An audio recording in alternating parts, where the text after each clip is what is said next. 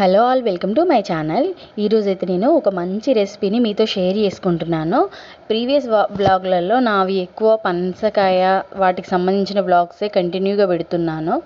యాక్చువల్గా అవైలబుల్గా ఉన్నప్పుడే తీద్దామన్నట్టు ఎప్పటి నుండో అనుకుంటున్నాను.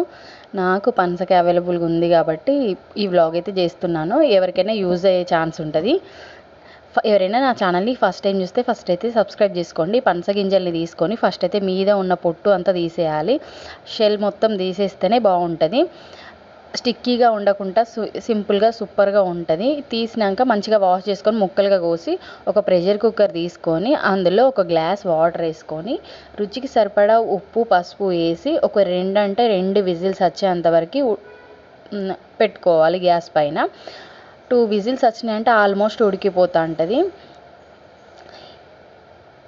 ఈ ఒక్కటే కాకుండా ఈ మధ్య నా వ్లాగ్లలో కంటిన్యూగా పనసకాయ సంబంధించినవి చాలా వ్లాగ్స్ అయితే మీతో షేర్ చేసుకుంటున్నాను.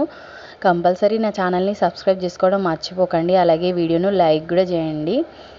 ఫైనలీ ఉడికిపోయిన వాటిని వాటర్ సపరేట్ చేసి ఇలా గిన్నెలో వేసుకుంటున్నాను. ఇందులో ఏంటంటే 1 స్పూన్ మైదా అండ్ ఇంకొక స్పూన్ కార్న్ఫ్లోర్ మొక్కజొన్న పిండి, ఇవి 2 వేసుకున్నాక రుచికి సరిపడా కారం అండ్ గరం మసాలా వేసుకుంటున్నాను. పసుపు ఉప్పు 2 నేను ఫస్ట్లో ఉడికించేటప్పుడే యాడ్ చేసిన కాబట్టి ఇప్పుడేం తీసుకోవట్లేదు. వీటన్నిటిని మంచిగా కలుపుకుంటున్నాను.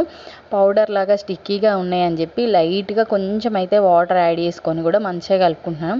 చాలా ఈజీగా సింపుల్గా అయిపోయే రెసిపీ. పిల్లలైనా పెద్దలైనా ఎవరైనా కూడా ఇలా చేసి పెట్టండి.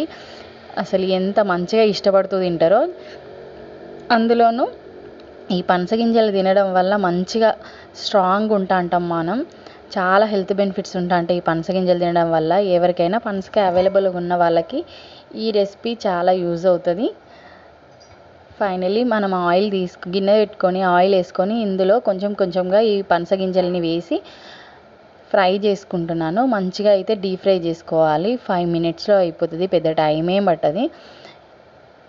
చూడండి, ఇలా వేగిన వాటిని తీసి సపరేట్ చేసుకుంటున్నాను. మెల్లమెల్లగా ఇంకొంచెం కొంచెంగా అయితే రెడీ చేసుకున్నాను. చూడండి ఎంత బాగా రెడీ అయిపోయిందో.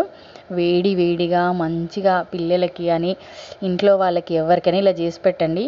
సూపర్గా ఉంటుంది అసలు.